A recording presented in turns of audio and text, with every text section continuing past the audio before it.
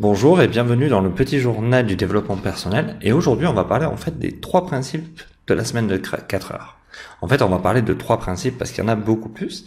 Les 3 principes que je vais aborder aujourd'hui sont appliquer la loi de Parkinson, savoir déléguer et comment vivre avec son argent. On va dire gérer son argent. Alors, la première loi qui est la loi de Parkinson consiste à identifier et visualiser les tâches les plus importantes que vous avez à faire. Et ces tâches, vous allez leur assigner, vous allez leur donner tout simplement une date butoir. Et vous allez vous consacrer exclusivement à ces tâches pendant le temps que vous avez fixé. Vous ne devez pas en faire moins ni en faire plus. Vous devez vraiment vous tenir à ce temps-là. Pourquoi?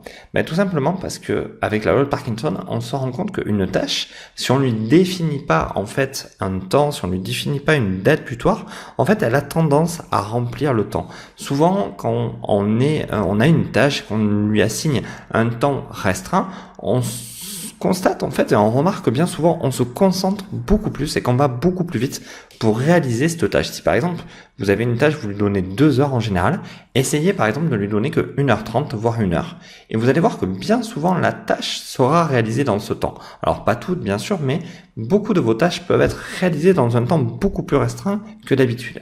Si par exemple vous dites bon mais aujourd'hui en priorité je fais telle tâche, vous allez voir que cette tâche va s'allonger dans le temps et que vous allez passer beaucoup plus de temps sur cette tâche dans la journée que si vous lui aviez assigné par exemple un temps de une matinée, 1 heure ou 2 selon réellement la taille de la tâche. Bien sûr, vous pouvez pas donner à une tâche qui dure 2 jours 1 heure parce que à un moment donné, c'est pas possible.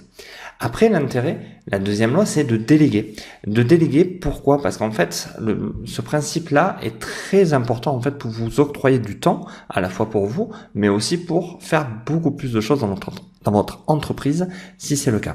L'histoire de déléguer, c'est de pouvoir trouver des gens avec qui vous avez créé des process, des méthodes de travail pour pouvoir justement leur dire, tiens, ça c'est toi qui fais par exemple, si vous avez des articles ou si vous avez des vidéos à monter, vous allez trouver quelqu'un qui a la capacité de monter vos vidéos de votre manière, selon un process que vous avez établi, et vous allez vous tourner des vidéos et sous-traiter cette partie-là à la personne pour gagner beaucoup plus de temps, donc potentiellement tourner beaucoup plus de vidéos. Ça peut être aussi par rapport à répondre à vos mails, répondre à des tas de choses, par exemple votre boîte mail. Votre boîte mail peut être assaillie de spam, assaillie de publicité, de choses qui vous font perdre du temps si vous devez gérer cette partie-là.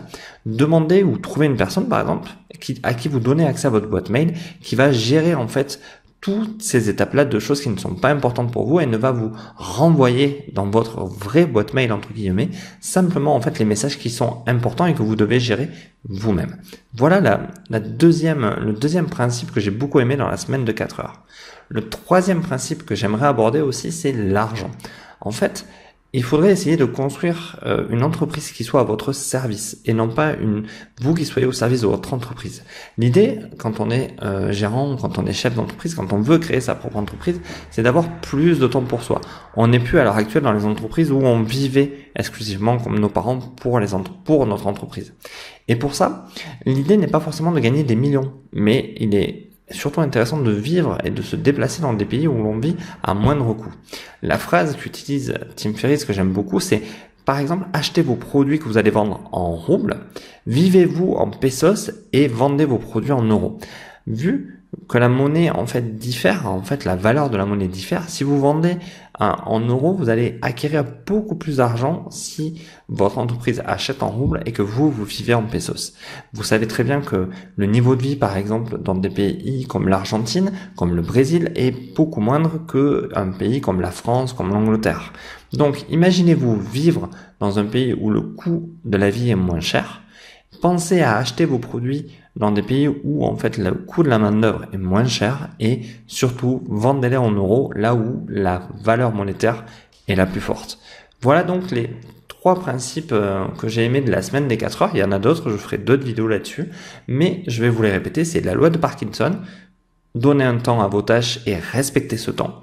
Savoir déléguer. Il y a des tas de choses que vous n'avez pas à faire et que vous pouvez trouver quelqu'un facilement pour pouvoir le faire. Et gérer votre vie et votre argent avec la fameuse phrase « acheter en roubles, vivre en pesos et vendre en euros ». C'était pour moi aujourd'hui les 3 principes de Tim Ferriss et de la semaine de 4 heures. Sur ce, j'espère que ce podcast vous a plu. Je vais vous inviter à partager, à commenter, à liker. Je vais vous inviter aussi à me dire dans les commentaires ce que vous avez pensé de ce podcast, si vous avez des sujets que vous voulez que j'aborde. Et aussi, faites un petit tour autour de vous et vous allez voir, je vous ai laissé quelques surprises. Sur ce, je vous dis à bientôt et je vous remercie. Au revoir.